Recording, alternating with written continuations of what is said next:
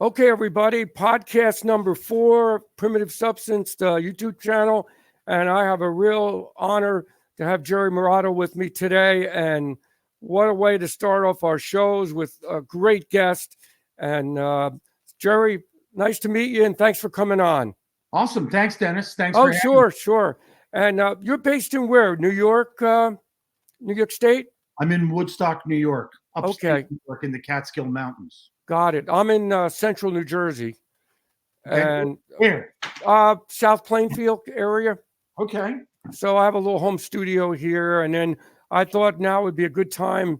I'm in my mid 60s here to start talking to everybody about their experiences playing in the 80s, etc. But Yeah. you have a lot to talk about, I'm sure. Now, Awesome.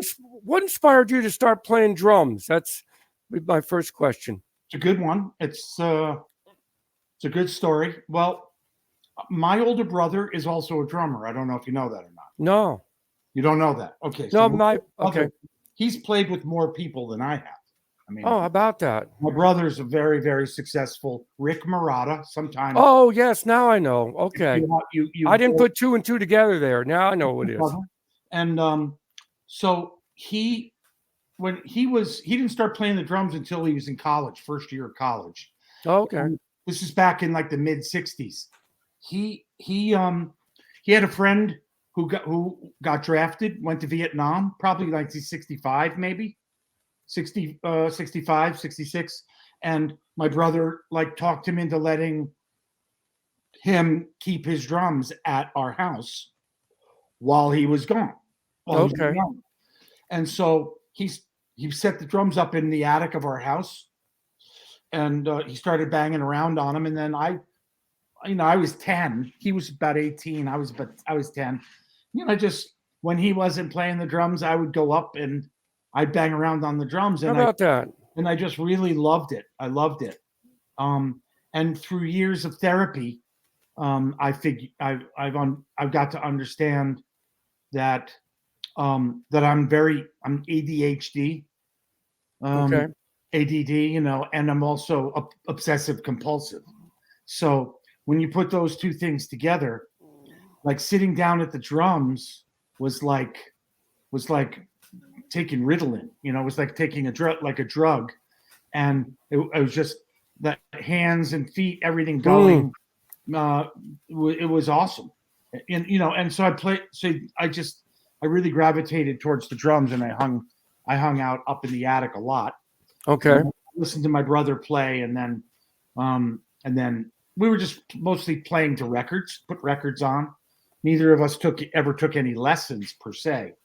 So yeah, so that's how it all started, and I just immediately just loved playing the drums. Now I'm in like fourth grade or something, fifth grade, something like that.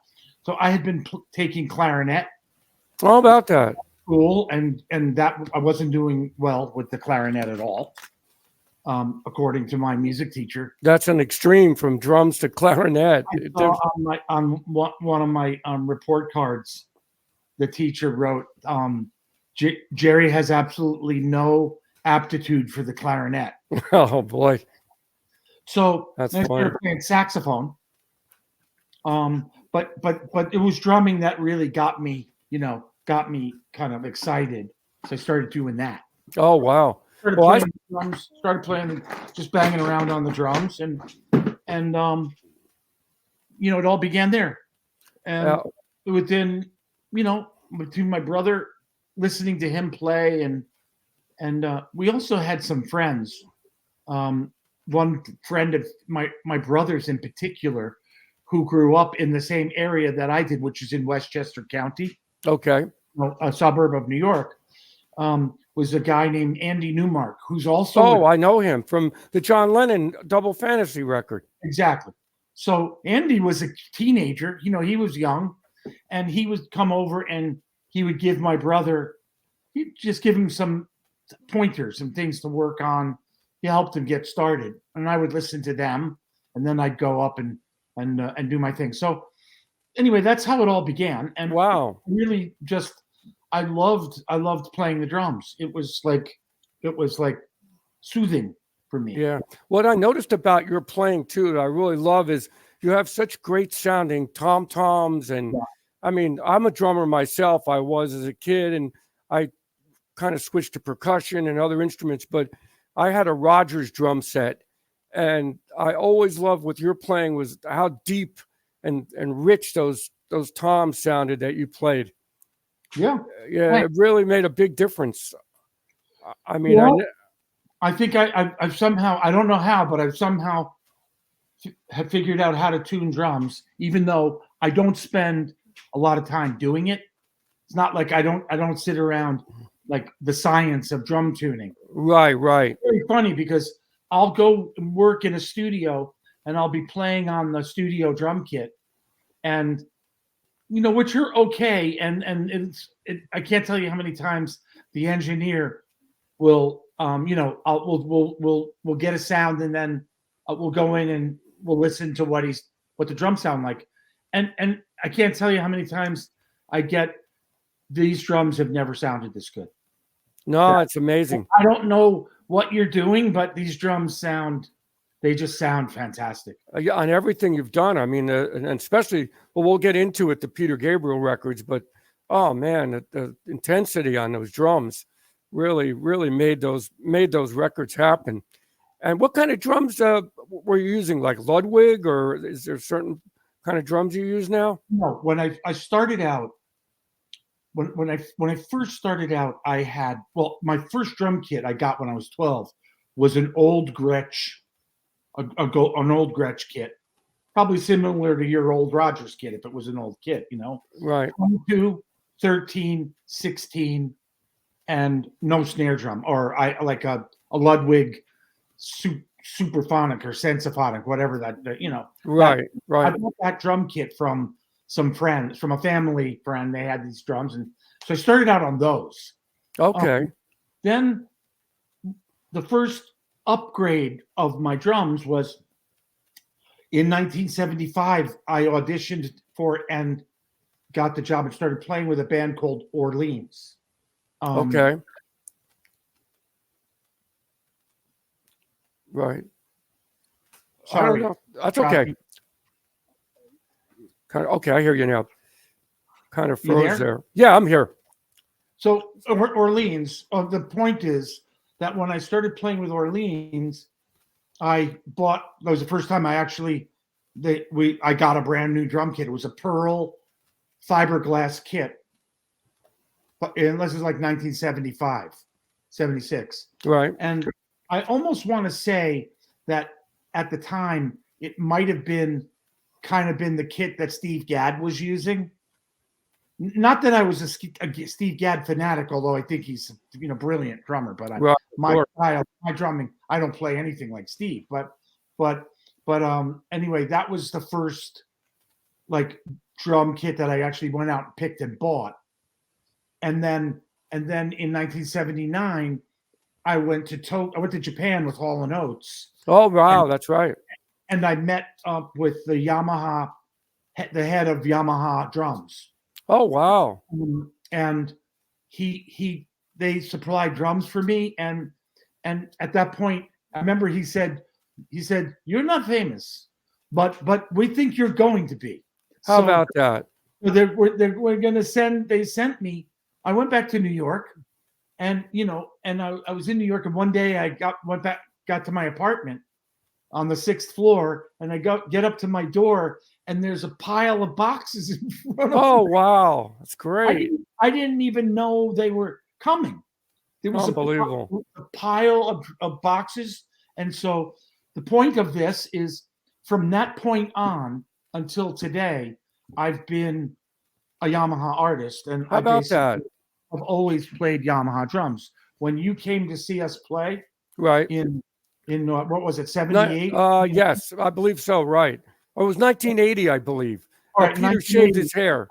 I had I had Yamaha. From that point on, I was playing Yamaha drums. Oh wow, yeah, because they always sounded great.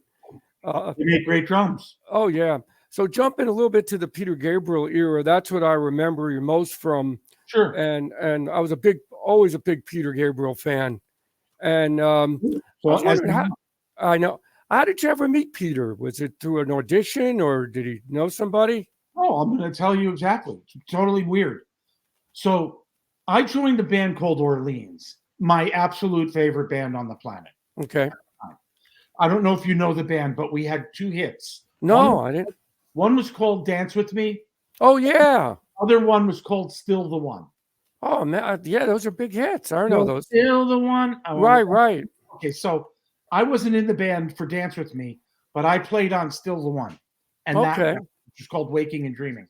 So I'm in my favorite band on the planet. I mean, it was like joining the Beatles. It couldn't have been. I'm like 18 years old. Wow. That's And great. I auditioned and got the job to play with them, and it was like I was in heaven. Well, about a year and a half, 2 years in to being in the band, the lead guy, John Hall, the leader of the band, Right. he quit the band. Quit the band. So I was devastated. So my brother was living out in Los Angeles. I was living in New York. So I went out to Los Angeles just to hang out with my brother and some friends. And I just want, and somebody, and I can't remember who, handed me a cassette tape. Okay. And they said, this guy is looking for a drummer. Wow. He's going to be touring. He needs a drummer. And it was the first Peter Gabriel record. Well, okay. The one with Salisbury Hill. Oh, yeah. So I listened to it. I never heard of Peter Gabriel or Genesis. I didn't know who they were. The music, because my background was R&B. I see. Big time. I didn't know that. Okay. Black. Listening to that record, no black, no R&B. No. This was a month after the leader of Orleans quit. So I don't have a band. I don't have a job. Wow. But I'm also like, what am I, 19 or 20? And, I'm not sure what I'm going to do, but I wasn't worried. But so I just got the job. That's great. Somehow I think maybe between my brother and I, somebody had pitched one of us or both of us. I don't know. It could have been a mistake for all I know. Anyway, I just got hired. How about that? Yeah, I got hired. And the whole thing started in England, was rehearsing and then touring. Now I had met and I knew Tony Levin because he lived in New York and he had done a lot of session work with my brother, my older. Oh, okay. My brother I know that. and Tony were very good friends. Oh, okay. I mean, after we're done, you'll go and sort of look into. I'm gonna definitely. Jerry Marotta and look. Oh yeah, I know who he is. He's like played with everybody. I mean, so excuse me. So that's kind of the way I found my way in. And it's funny because I listened to that first Gabriel record, and it's like Moribund the Burgermeister. Right, and, right. What's something else like? So Salisbury Hill was on that, and the Barbershop Quartet. Yeah, waiting for the big one. Right. It was so Bob Ezrin. Totally nothing like the kind of stuff that I had been used to doing. Oh, I'm sure. Dennis, I thought, I don't know what to make of this, but I'm a very open and broad-minded person, and it was also a job. Right. It was going to England, which I'd never been there. It was a job. It was going to pay me. Right. How about that? Yeah, and so I see Peter, when that record came out, back in the old days, like what the record company would do is they would pay for a promotional tour, so that you would play like New York, LA, Chicago, Detroit, like Philadelphia, maybe, like you play San Francisco, you play key markets, and they would pay. So wow. Okay. The band on that tour was basically the band that played on Peter's first record. Oh, how about that? Alan Schwartzberg was the drummer. Right. Tony, the bass player. Larry Fast he would work with Peter on that. Phil Auberg, not Steve. Now, was Robert Fripp on that also? Steve Hunter, guitar player. Steve Dent. Who else? Anyway, Jimmy Malin, percussionist. Now, Jimmy Malin, Alan Schwartzberg, they were New York session guys. Got it. And so they were not going to go on tour with Peter Gabriel. But Tony had a different mindset. Larry Fatt. Right. So Dick Wagner might have been another guitar player. Robert Fripp was involved with that. In fact, Robert then went on to produce the second record with the scratching hands. Right. Okay. That's the first time I had met Robert. So then after that promotional tour, then it was time for Peter to spend the rest of the year touring. Oh, wow. So he needed to find a drummer and a guitar player. That was me, and Sid McGuinness was the guitar player. Okay, I remember him. And then went on to do the David Letterman show for like right. So and that was the introduction. And I was thinking with Peter's gig, this is going to be very interesting. It's different, very different. Oh yeah, which is kind of cool. I like that. But I thought, all right, so I'll do this tour with him, and who knows, if it'll go anywhere from there. I don't know. Right. But well, in high school, I was listening to a lot of Lamb Lies Down on Broadway, the musical Box, all that, Supper's Ready, all of that, even before the solo Peter tour. Yeah. So I was a big fan even before. Sure. And I loved Phil Collins playing at that time. Yeah. I mean, him and Bill Bruford were really my two favorite drummers at the time. I didn't know the band Genesis. I didn't know Peter. I didn't know Phil. I certainly got to know them after working with Peter. Right. And I went back because prog was not my wheelhouse. It wasn't something I was that interested in. I was much more interested in Stax, Motown, soul, Philly. And so that's what I was listening to. And but you kind of really added the balance to that band, though. I mean, you had that beat and the big toms, and back then it was the big beat when I was playing in Liquid at the time. It was all about rhythm, and I think Peter introduced all that world music. One of them George Harrison at first, but Peter really expanded on that with his label. Yeah, exactly. So that was pretty interesting. Another interesting question I have for you is why did Peter do those records in German? I want to show you this. Well, I only remember him doing a couple of them. I only remember that one record being translated into German. There was a second one too, Security. Oh, is that true? I didn't know that. Yep. I didn't know that. Yep. He did. He did 2 records in German. Awesome. And what's nice what I really liked about the German language is it's so intense. That's such a in-your-face language that, Games Without Frontiers, Intruder, all those songs really were coming at you at a different angle that I really liked about it. I just started listening to them again. I've just started transferring these records to CD. I still have a CD player in my car. So I transferred them to CD. I started listening to them again. I was like, this stuff is just amazing. Great stuff. And do you remember doing those like German sessions for that, or was it? There were no sessions. I mean, not sessions, but recording. We recorded the records, and then I remember being at Ashcombe House in England, where Peter had rented this house where we would stay and rehearse and whatnot for quite a few years, which was in Bath, very near where his house was. And I remember that the German guy came. How about that? He came while we were recording or afterwards or mixing or something, but I think his name was Horst. It's probably on the record. Okay. Very nice guy, and very complicated job. I'm sure. Like being an official interpreter, right? An official translator. Like if you're working for the UN or exactly have to know the language. I mean, because of the subtleties and the nuances. Oh yeah. I mean, I can't imagine how much time that must have taken to to Peter. do those.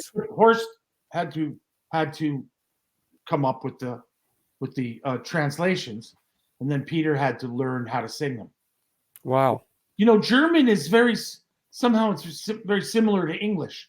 How Sometimes about that? when Huh. I'm hearing somebody speaking German in a restaurant or something, there at another table, the inflections are kind of very similar to the English language. Oh, I never thought of it that way. Well, that's the way I see it.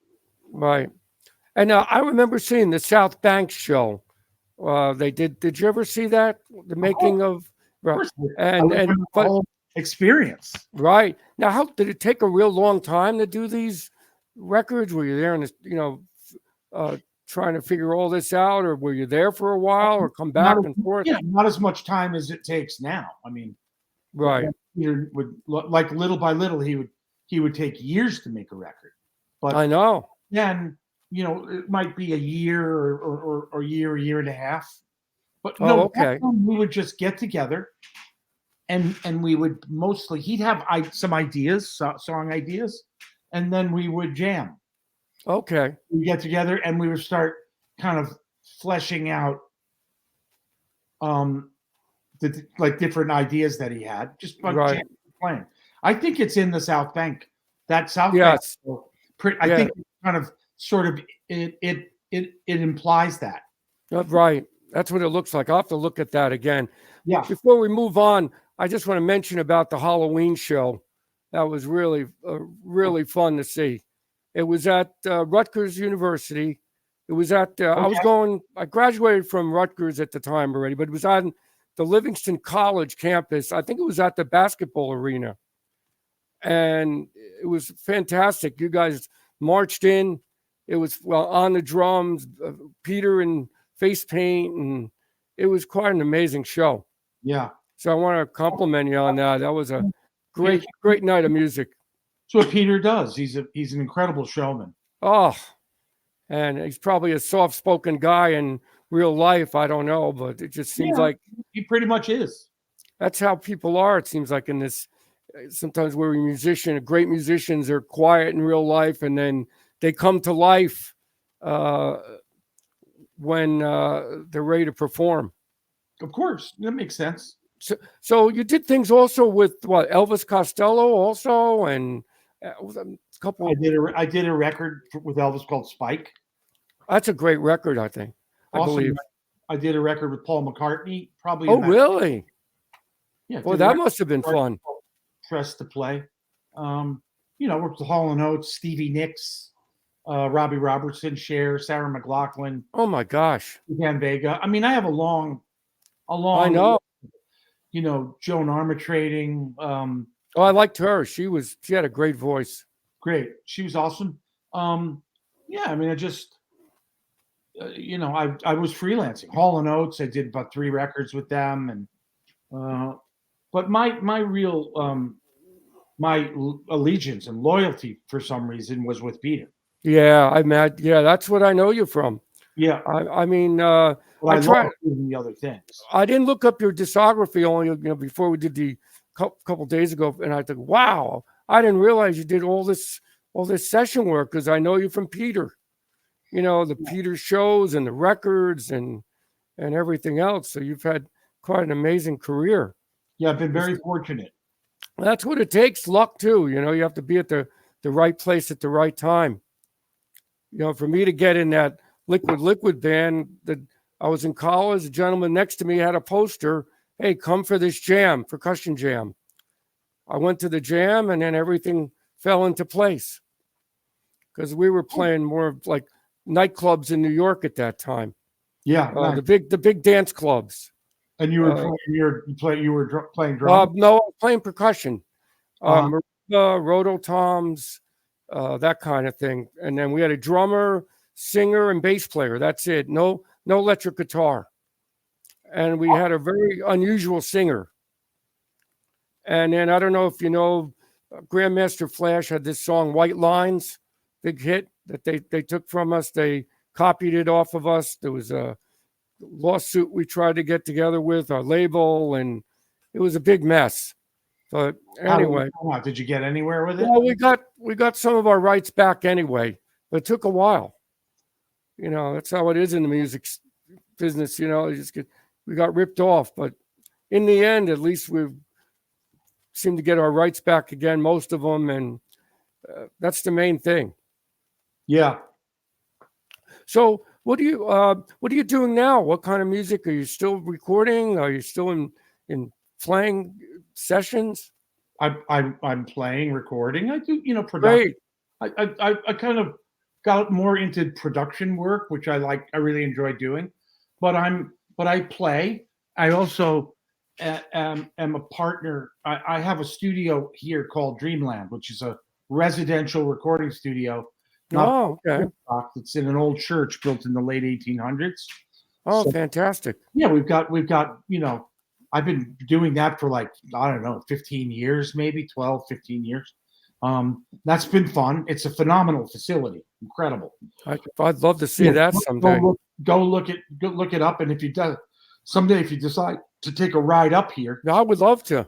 yeah, come and take a look at the studio. But it's an amazing studio that's been going for quite a long time. And a lot of people have recorded there. So I'm doing that. And I do production work. I'm also playing lately. What I've been doing is I've been working with for about 6 or 7 years, I did a record with a woman named Linda Eder, who was one of the stars of the show Jekyll and Hyde on Broadway. Oh, wow. Okay. So I did this record with her, and then she asked me to play with her, to do shows with her, which was incredibly fun. Totally unusual, different than what I had been doing.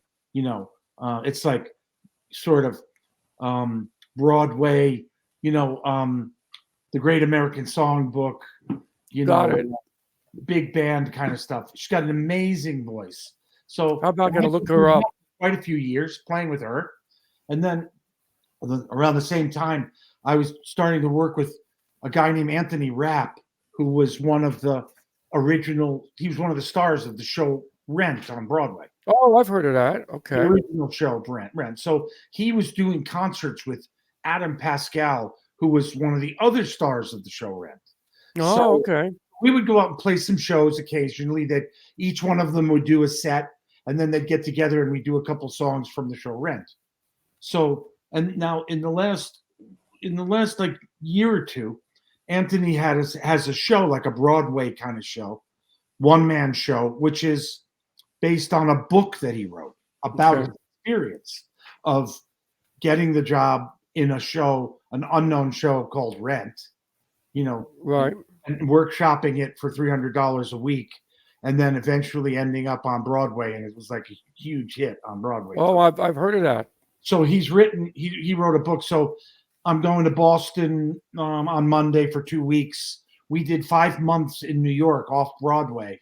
Wow. Of him doing his one-man Broadway show. And the show is about his whole experience with going through the chronology of the show Rent. And in the process, his mother got ill and eventually she passed away. And Jonathan Larson, who wrote the show Rent, was a young guy. He tragically died one day before the show opened on Broadway. He died. Oh, wow. But the show was a phenomenon, and it's still super popular. I mean, now, are you playing in the background, like when in shows where they have you underneath the stage? Are you in the back of the stage? How is that? In his show, we tend to be on stage. Oh, great. Yeah, and we tend to be on stage. So, but I mean, yeah, there's no pit for this show for some reason. Right. So, but I've been doing that, which is really fun. And then I'm playing on. People send me files, to put drums on stuff. So I've been doing that. And I've got various projects. One is called The Fragile Fate, which is kind of an ambient sort of thing that I'm the Rupert Greenell, who's the keyboard player in a band called The Fix. Oh, okay. Right. Taylor is the other musician. There's 3 of us. So I've got that thing that going. We have a record out. We're working on new material. And this year, and actually just in the next couple of weeks, is going to be released. I have another project called Dark Sky Alliance with, okay. with Eric and Rupert, and then we added a guy named David Helpling, who's a phenomenal musician, and he lives out in San Diego. So we've made this record together in the last year and a half, and it's coming out on a label called Spotted Peccary, and that's going to be released in the next few weeks. Oh, great! Well, if any of these folks want to come on the podcast here and talk about it, they're more than welcome. Okay, awesome. That's great. You're still busy with music. I get that myself. I do small projects. I have a little Pro Tools set up here, and files are sent. I mean, it's so easy these days to send over files to people to record on, especially probably. Now, do you use strictly digital, or do you still have an analog tape? In my studio, which is called Jerry'sville, is in my basement here in my house. Okay. I have a great setup here at my house. That's Pro Tools. Dreamland, the residential studio, right, is a combination. We have two 2-inch machines linked up. Oh, wow. And then we have Pro Tools and a tremendous amount of outboard gear. Yeah, you should go up and take a look at. I want to come up and visit sometime. Maybe when you get back. It's like Dreamland. It's dreamlandrecording.com. Okay. You should go take a look. Go on the website, dreamlandrecording.com. I'll put it in the notes too. I mean, anything you want me to promote here, I could just send me a note, like email me, and I'll put it on here for you. Yeah, I'll be more than happy to help you. I produced a record for a singer named Sarah Parada called Blue to Gold, which is a fantastic record. Okay. And a lot of the things that I do, that Tony Levin will be on them. In particular, Tony, we're very close friends, and we live near one another. Oh, he's amazing, that man. I love playing with Tony. We did the Tony Levin band together, and of course, the years that I played with Peter, Tony was mostly Tony, the bass player. There was one year where he had a commitment with Paul Simon, so I think John Giblin was. Oh, I know him, right? Yeah, he passed away this year. Oh wow, he was in Brand X, wasn't he, or wasn't he one of those fusion jazz bands at the time? He very well may have been in Brand X at one point, and then he ended up being in Simple Minds. Oh wow, I know them. When one of the early tours that I did with Peter, he found this band, Simple Minds. They didn't have a label. They didn't have a record, but he really liked them, so he took them out on tour. And and they're Scottish, and so is John. How about that? Phenomenal bass player. And so we all got to be good friends, and they found themselves needing a bass player. And so John ended up playing with Simple Minds for quite wow. Well, you know what I loved about Peter? I saw Random Hold with you guys, and David Rhodes was in that band. But what I loved about Peter, he would come out before an opening act and say, please listen to this group, give them a chance. That was always really very nice of somebody to do that. Because sometimes you get these big acts that just ignore the opening acts, and it's you know what, even the opening acts doesn't happen very often anymore. No. A lot of people go out and they just play. They go out and they do their show for 2 hours or 2.5 hours. They don't have an opening act. Right. Well, I don't know where the music industry is going now. I mean, there's so much bands out there, so much, I don't know. I'm an old fogey, so I call it, this digital auto-tuning stuff. I don't know. You just got to find good music, it seems, these days. Not easy. No. There's so much on Bandcamp, and I don't know if you use Bandcamp at all for anything. Yeah. So that's another hard thing to break, to try to get people to listen to your music, because the attention span seems to be very short. I think it's just the smartphones have kind of, and Spotify, everything, all this, just people just want to listen for a second. Okay, on to the next one. Not like when we were kids where we had actual albums to listen to. that made sense, that really were in order, sequenced. I don't know. Very different. It's Was not about the albums so much anymore. It's about the individual songs. Exactly. But concept records like the Lamb Lies Down on Broadway or The Wall, right. These records that were conceptual and they were pieced together and there was a flow through. Yep, there was. It was different, but things have changed. Right, exactly. I don't want to sound like an old fogey. No, I don't either.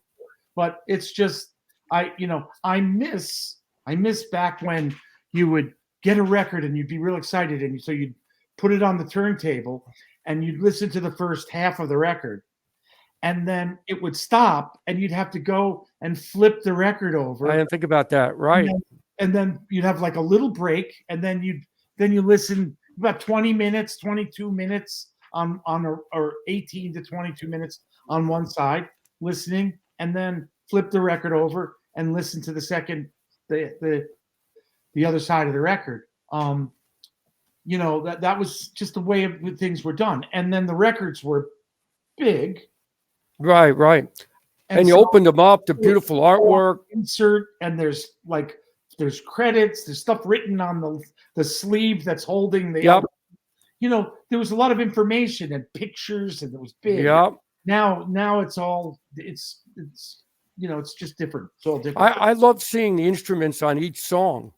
You would see, especially the Peter records or some of the other people, who played what on each different song. That was always interesting to me. Yeah. Okay, I got Robert Fripp on here. I got to listen for him. Or I got this great percussion player, Morris Pert, who I really liked.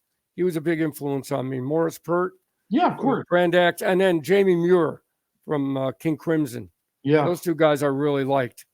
But then I go back even further to Buddy Rich. I don't know. Did you ever see Buddy Rich play? No, but I listened to him a lot. I saw him once at a hotel. And, oh, man, it was just unbelievable. But he was performing live, yeah. But he was a taskmaster, though. Well, you had those sheets out in a second. He was kind of a little bit of an arrogant character, but hey, once you got those sticks moving, forget it. There's famous recordings of him yelling at the band on the bus. Oh, I heard about that. Yeah, you go on YouTube, you can find that. I got to check that out. He's yelling at everybody. He's yelling at. He's like he was out of his mind. He was screaming at his band members. Well, that's the way he was, but that was another different era of music before we even got busy with vinyl at that point. But there's still vinyl maniacs out there, still buy vinyl records, but I guess it's a certain niche of people. Do you put your records out on vinyl or just digital? Or no, haven't. These records, most of the records that I've done are, the Sarah Marotta record, which is called Blue to Gold. She did vinyl. There's vinyl versions of that record. Oh, okay. Yeah. But a lot of people don't do it. It's expensive. Right. If you're a lot, budgets and artists, the sales are very different now than they used to be. Oh, yeah. And the money is very different. So, people don't necessarily do vinyl anymore. No, I would say not. You're not going to make your money back unless you're touring. Then you can maybe sell them at the shows. Exactly. But I can't see anybody making money just trying to sell a record these days. Yeah, exactly. So we can find your information on Dreamland Studios. Everybody listening here, so there's jerrymarotta.com. Right. Then there's dreamlandrecording.com. Okay. That's for the studio, Dreamland. And then, of course, there's Dark Sky Alliance. There's Fragile Fate. If you go searching for these, I will find them. And I'll put them in the notes. Put it in the notes, and then there's there's I have been doing for the last like 4 or 5 years. I have this band called Reelin' in the Years, which is we do the music of Steely Dan. Oh, wow. Everybody's based up here in the Woodstock area. Right. And that's fantastic. I mean, we're playing the music of Steely Dan, but but it's just super fun and it's great music. And then, for a couple of years, we had this thing called the Security Project. I heard about that. You ever see us? You Right. never see the band play? No. I wish we I had, did. We had first Josh Gleason was the first lead singer. Then we had Brian Cummins, who's a British guy, Okay. for a bit, and then we ended up with a woman named Happy Rhodes. I don't know her. Happy Rhodes. She had about 11 records out. Both Trey Gunn and I had worked with her. Oh, wow.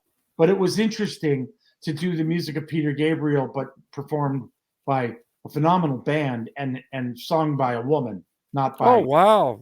I gotta look that up on YouTube. Three live records, 2 or 3. Oh, wow. So I gotta check that out. Called the Security Project. The Security Project. Okay. Yeah. So Dark Sky Alliance is this new project. I mean, if people are interested, they should just start. Just search. I produced an artist named Flav Martin, and it became like a Martin Marotta co-record. Oh, okay. Called Soul Redemption. And that's a great record, really great. I gotta write that down. Flav Martin, and then and it's like Martin Marotta, and the record's called Soul Redemption. I'm sure I'm forgetting things because I. Oh my God, it's amazing. I don't really. Fantastic. It's great you're still doing it too. I mean, it's just great that you're still making music and. Well, what else am I gonna do? Well, I know. Well, some people stop and they don't do it anymore, and they can't do it. Maybe illness or just whatever. But you just have kept going. It's fantastic. I'd love to get Tony Levin on here, but I don't know if I'd be able to. I'll contact him. Have you reached out to him? No, not yet. No. Yeah, reach out. I just started last week these podcasts, so I'm going to be talking to a lot of people that I played with in the 1980s and new artists that I like. So it's a new adventure. It's awesome. It's a good thing. And I'm still putting out music. I have a Bandcamp page, Dennis Young Music. So it's small, but I have fun doing it. Awesome. That's the main thing at this point. Exactly. It's all about. But you've been doing great stuff. So someday I'll have to come up and visit you, and I'd love to see this place. Just reach out and come up. Okay. If it works out and there's nobody, we have accommodations at the studio. We have 6 bedrooms. So how about that? Well, you're not that far away anyway. 2 hours. Yeah. So, but if you come up, and there's nobody in the studio staying there, you can always stay over if you like. Yeah. I mean, put my marimba up. Who knows? We could have a jam. You never know. Absolutely. I'm still playing, so good. It's good, man. Anyway, Jerry, thank you very much. It's been a real honor to have you on the show here, and thanks for doing it. Thank you. Great, and everybody out there, keep listening, subscribe because we got more great guests coming. Okay, Jerry. Well, there's so much we didn't talk about. I know. If we want to do it again sometime. Yeah, at some point. Let me know when you get back from Boston or when you have something new to talk about. Okay. We could just devote it to that. Awesome. That'd be great. And tell everybody else who wants to come on, I'm here. Awesome. Will do. All right. Okay, Jerry. Pleasure. Thank you very much. See ya. Have a good night. Bye-bye.